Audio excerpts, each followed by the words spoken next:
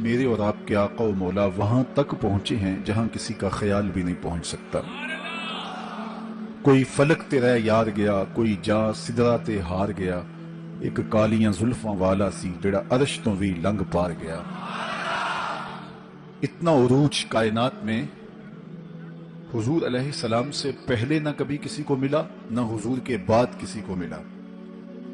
وہ بلندیاں، وہ رفعتیں، وہ وسعتیں، وہ شان و شوکت، وہ عزت، وہ عظمت، وہ رفعت ان کا مقصود ہوا جو انہی کا ہی حصہ ہے۔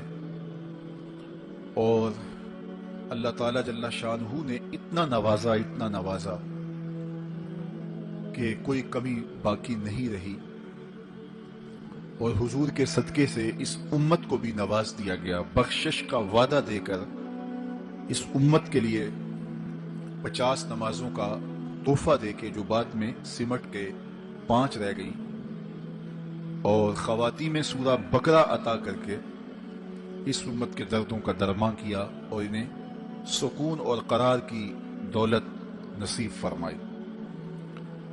کتاب رحمت قرآن مجید اس واقعہ کو بہت شان و شوقت کے ساتھ بیان کیا ہے کہ وہ ذات پاک ہے جس نے اپنے عبد خاص کو، عبد مکرم کو، رات کے مختصر حصے میں مسجد حرام سے مسجد خاص تک، مسجد اقصی تک سیر کرائی، تاکہ وہ اپنے عبد خاص کو، اپنے بندہ خاص کو اپنی قدرت کی نشانیاں دکھائے۔ وہ مسجد اقصی جس کے اطراف میں رحمتیں برستی ہیں، انوار اترتے ہیں اور برکات کا نزول ہوتا ہے، اور پھر مسجد اقصی سے لے کر آسمان تک، اور آسمان سے سدرہ تک، اور سدرہ سے جہاں تک میرے رب نے چاہا اپنے محبوب کو سیر کرائی اور قدرت کے نشانات دکھائے۔ جنت کی سیر کروائی، حضور نے دوزخ کا ملاحظہ کیا،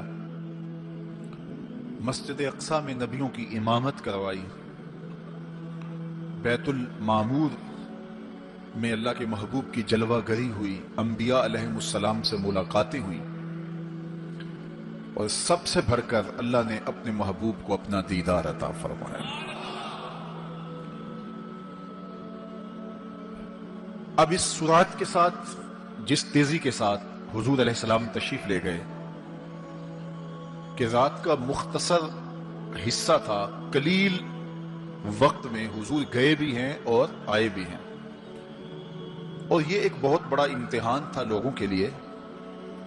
کھرے اور کھوٹے کی پہچان ہونی تھی، لوگوں کے ایمان کا امتحان تھا، اور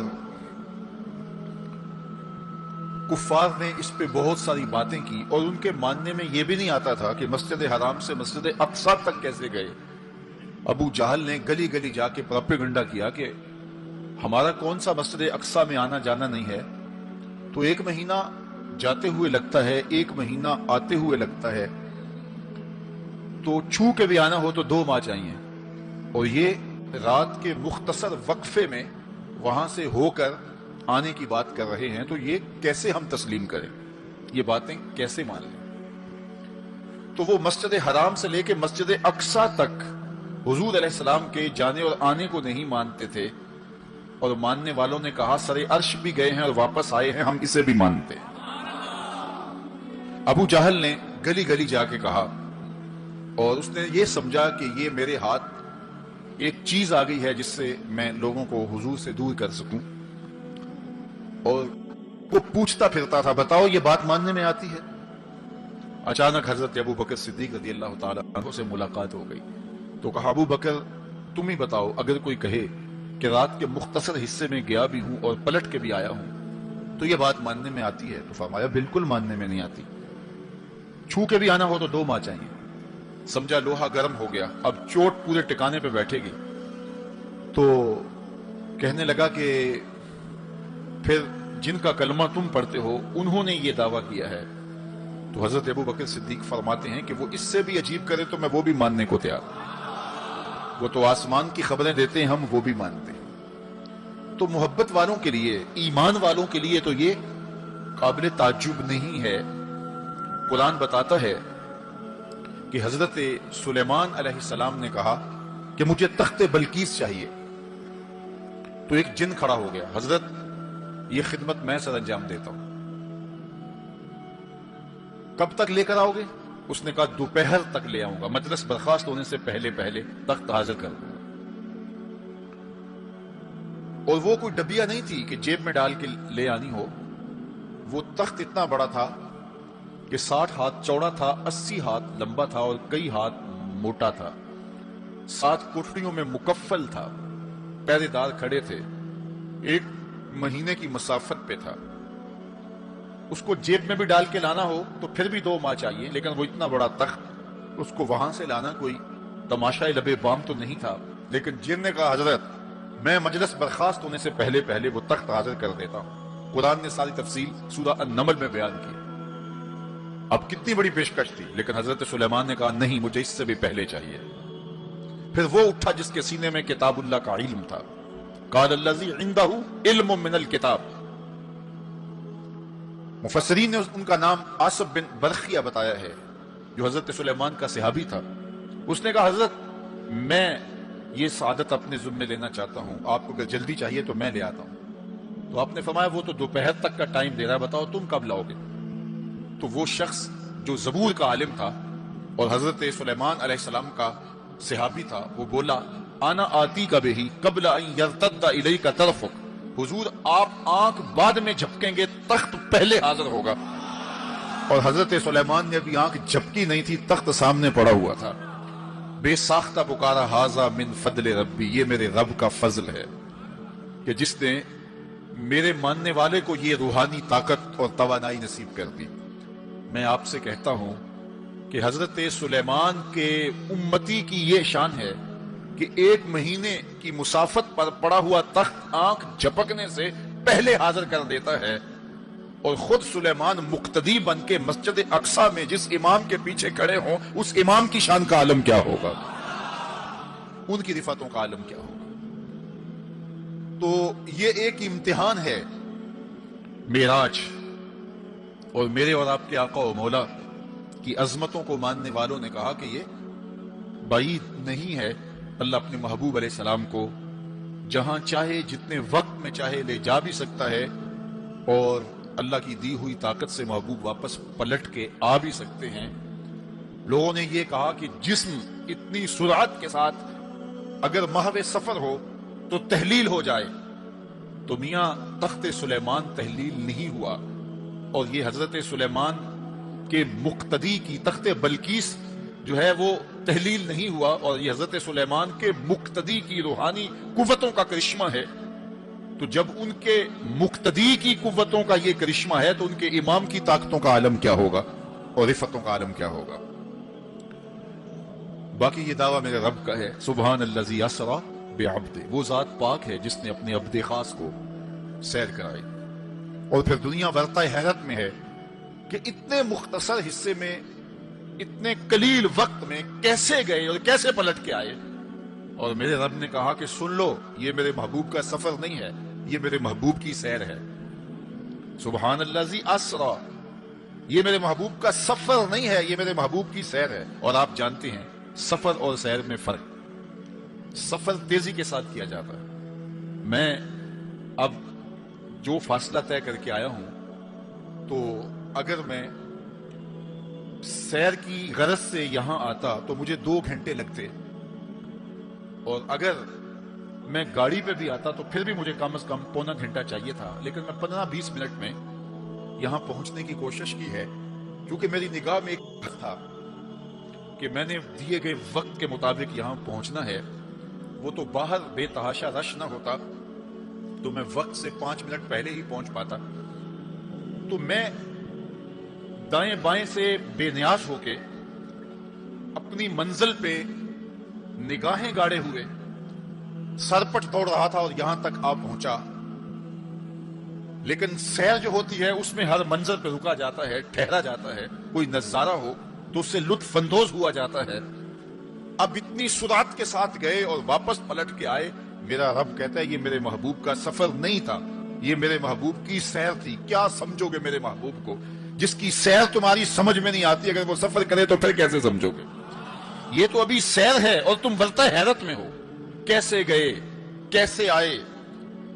عقل والے کہتے ہیں کہ زمین، سطح زمین سے لے کر 44 میل تک ہوا ہے، اس کے بعد کرۂ خلا ہے، پھر کرۂ زمہریر ہے، پھر کرۂ نار ہے، پھر آسمان میں خرق و التیام ممکن نہیں، جسم کا صعود ممکن نہیں ہے، آسمان میں دروازے نہیں ہیں، آسمان ٹوٹ نہیں سکتا، پھٹ نہیں سکتا، تو کیسے کوئی آسمان سے گزر سکتا ہے؟ تو کیسے چلے گئے؟ ہم کہتے ہیں کہ حضرت آدم ماں حضرت حوا کے کیسے آئے؟ یہ رکاوٹیں ان کے راستے میں بھی تو تھی۔ حضرت عیسیٰ علیہ السلام کے بارے میں ہمارا عقیدہ ہے کہ وہ پھانسی نہیں دیے گئے، سولی نہیں چڑھائے گئے، بلکہ اللہ نے ان کو آسمان پہ اٹھا لیا۔ تو یہ رکاوٹیں تو ان کے راستے میں بھی آئی ہوں گی، تو وہ کیسے چلے گئے؟ جب حضرت عیسیٰ جا سکتے ہیں، حضرت آدم آ سکتے ہیں، تو میرا نبی جا بھی سکتا ہے، میرا نبی آ بھی سکتا ہے۔ فرق یہ ہے ابھی تک جو گیا ہے پلٹ کے آیا نہیں، جو آیا ہے ابھی تک پلٹ کے گیا نہیں۔ میرے نبی گئے بھی ہیں، میرے نبی آئے بھی۔ سی راز میراج محبتاں دا نہیں سی کسے دی سمجھ وچ آن والا، سدیا طالب تے گیا مطلوب ہوتے، جبرائیل سی صد لے جان والا، بازے آخ دے بن دروازیاں تو کیویں پہنچیا عرش تے جان والا، ابر عقل نو ایتھے دخل کیے جانے جان والا یا لے جان والا۔ یہ میرے رب کا دعویٰ ہے، اپنے محبوب کو سیر میں نے کروائی۔ تو کائنات میں جن رفعتوں تک، جن بلندیوں تک میرے حضور پہنچے، اچھا سیر کروائی کیوں؟ تو کہا کہ میں اپنے عجائب قدرت کی نشانیاں اپنے عبد خاص کو، عبد منیب کو، عبد مختار کو، عبد مکرم کو دکھانا چاہتا ہوں۔ اور پھر اللہ جل شانہ نے اپنے محبوب کو اتنی نشانیاں دکھائیں جن کا تعلق دیکھنے سے بھی تھا، جن کا تعلق وجدان سے بھی تھا، محسوسات سے بھی تھا، سننے سے بھی تھا۔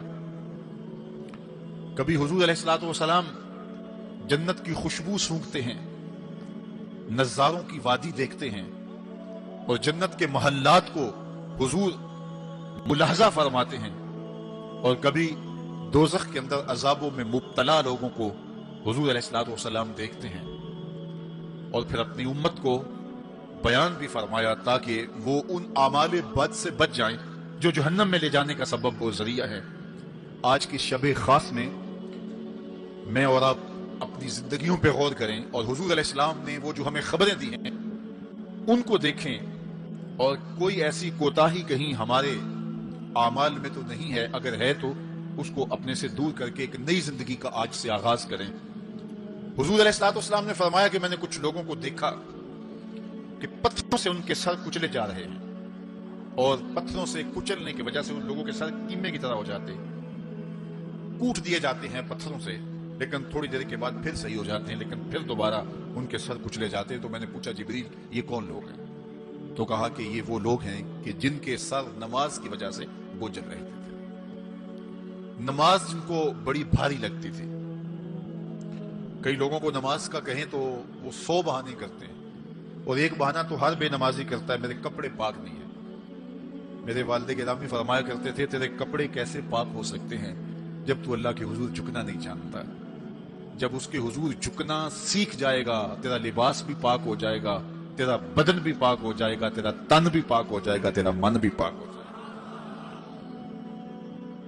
تو 100 بہانے، تو ان کے سر نماز کی وجہ سے بوجھل ہو جاتے، اذان کی آواز سنتے اور پھر دوبارہ سرہانے پہ سر ڈال دیتے اور اٹھنے کی ہمت نہ پڑتی، حی علی الصلاۃ حی علی الفلاح کی دل فریب صدائیں کانوں میں پڑتی۔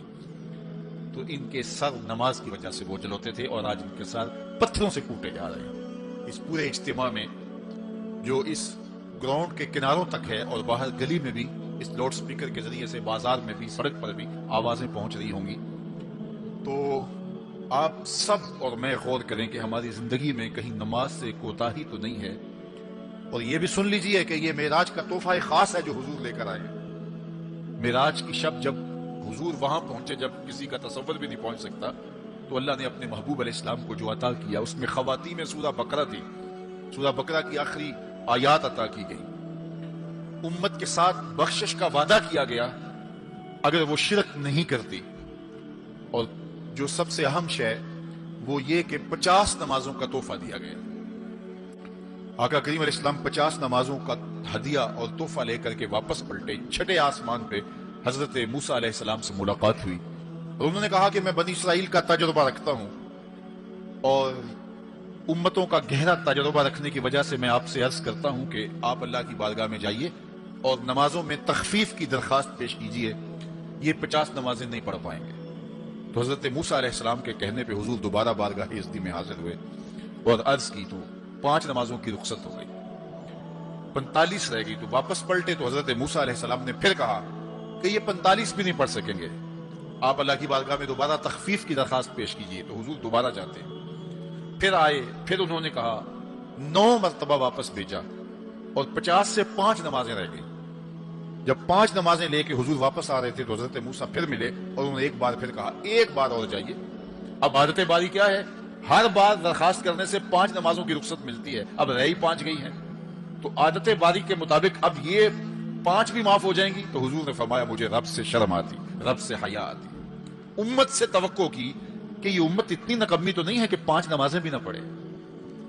تو میرے اور آپ سے یہ ہمارے آقا و مولا کی توقع تھی کہ ہم 5 نمازیں ادا کریں اور یہ 5 نمازیں ہمیں ثواب 50 کا عطا کریں گے۔ لا تبدیل لکلمات اللہ، اللہ کی باتیں تبدیل نہیں ہوتی۔ بظاہر یہاں 9 مرتبہ تبدیلی آئی ہے، لیکن اللہ نے ایک ضابطہ دیا، من جاء بالحسنۃ فلہ عشر امثالھا، جو ایک نیکی کرے 10 کا ثواب دیتا ہوں، پڑھو گے 5 ثواب 50 کا عطا کروں گا، چونکہ اللہ کی باتیں تبدیل نہیں ہوتی۔ تو یہ 5 نمازیں تحفہ معراج ہیں جو حضور لے کر کے آئے ہیں، اسی لیے الصلاۃ معراج المومنین کہا گیا کہ معراج اہل ایمان کے لیے، نماز اہل ایمان کے لیے معراج ہے۔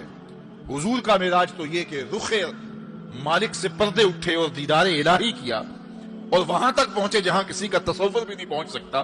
لیکن اس امت کے لیے معراج یہ ہے کہ جب وہ پیشانی سجدے میں رکھ کے سبحان ربی الاعلیٰ کہتی ہے، اتنی رحمتیں برستی ہیں کہ اگر لوگوں کو پتا چل جائے کہ ہم جب سجدے میں ہوتے ہیں تو کتنی رحمتیں برستی ہیں تو وہ سجدے سے ساری نہ اٹھائیں، اتنی رحمتوں کا نزول ہوتا ہے۔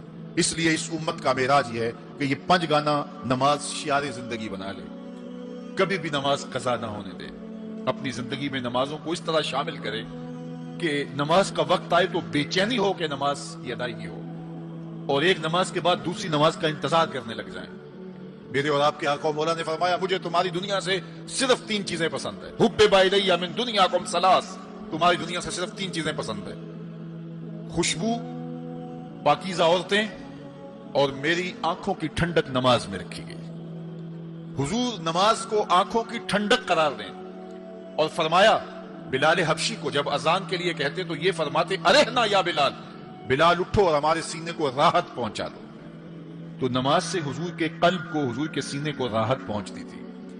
میں اور آپ جتنے لوگ یہاں آئے ہیں اور جس ہجوم کے ساتھ، جس شوق کے ساتھ، جس ولولے کے ساتھ اور جس محبت کے ساتھ آئے ہیں، یقیناً آپ اور میں حضور کو راضی کرنے آئے ہیں، اپنے رب کو راضی کرنے آئے ہیں، آقا دو عالم کی رضا کے حصول کے لیے ہم آئے ہیں۔ تو حضور کی رضا کے طالب بن کے آج کے اس اجتماع میں آنے والوں، اگر تم چاہتے ہو کہ حضور ہم سے راضی ہو جائیں، تو اگر بدقسمتی سے کوئی بے نمازی ہے تو آج عزم کر کے جائے کہ آج کے بعد نماز نہیں چھوڑوں گا، اللہ کے رسول راضی ہو جائیں گے انشاءاللہ۔